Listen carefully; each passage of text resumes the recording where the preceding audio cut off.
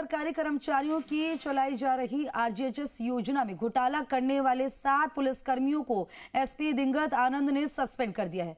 निलंबित हुए पुलिसकर्मियों में 4 महिला कांस्टेबल हैं जो कि भरतपुर में पोस्टेड हैं और डीजीपी के आदेश के बाद इन सभी को सस्पेंड कर दिया गया है। इस मामले को लेकर जी मीडिया ने एसपी दिंगत आनंद से खास बातचीत की, जिसके आधार पर 4 महिला कांस्टेबल और 3 कांस्टेबल को निलंबित किया गया है। इसकी जांच एडिशनल एसपी द्वारा की जा रही है। आइए आपको सुनवाते हैं क्या कहा एसपी दिंगत आनंद ने। राजस्थान सरकार की मैत्री हेल्थ स्कीम आरजीएचएस के तहत घोटाले करने वाले 7 पुलिसकर्मियों को एसपी दिंगत आनंद ने सस्पेंड किया है। एक बड़ा एक्शन देखने को मिला है। हालांकि राज्य सरकार के स्तर पर ये जांच कराई गई थी, उसमें चीज़ें निकल कर आई थी। हमारे साथ एसपी दिंगत आनंद से बात करेंगे। सर, किस तरीके से सस्पेंशन किया गया है, क्या अनियमितताएं थी, किस तरीके से दुरुपयोग किया गया सरकार की स्कीम का? तो राजस्थान सरकार गृह विभाग से हमें ये सूचना मिली थी कि कुछ पुलिसकर्मी हैं जिनके द्वारा आरजीएचएस स्कीम का लाभ उठाते समय अनियमितताएं बरती गई हैं और जिस कारण से राजकीय धनराशि का नुकसान हुआ है। उनके द्वारा लाभ पहुंचाने की बजाय जो आरजीएचएस में जो ओरिजिनल लाभार्थी है उसको लाभ पहुंचाने की बजाय कुछ अनियमितताएं करके और घोटाला किया गया है। इसके तहत 7 पुलिसकर्मी जो हैं वो कल सस्पेंड किए गए हैं, जिनमें 4 महिला पुलिसकर्मी हैं। इनमें से कुछ पुलिस लाइन में तैनात हैं और कुछ थानों पर तैनात हैं।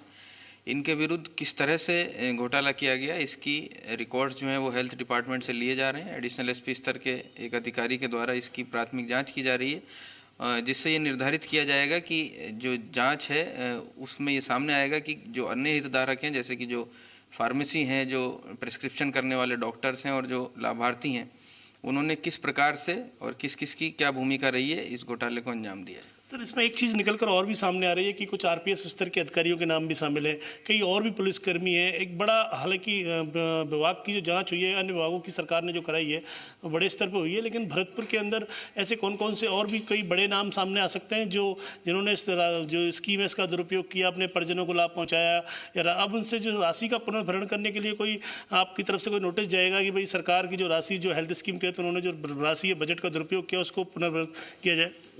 क्योंकि अभी जो प्राथमिक जांच है वो प्रारंभिक स्तर पे है और उसमें अभी ये बता पाना मुश्किल है कि इनके द्वारा जो लाभ लिया जाना था उसमें आपराधिक कृत्य किया गया है या फिर कोई लापरवाही का कृत्य सामने आया है।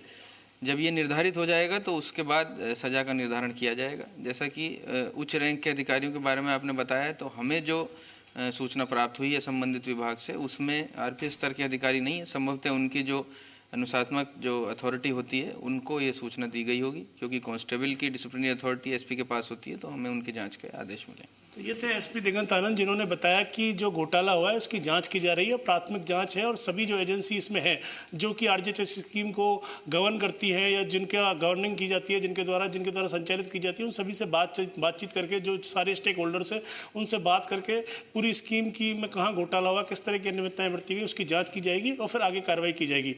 वीडियो जर्नलिस्ट पीयूष के साथ देवेंद्र सिंह, जी मीडिया, भरतपुर।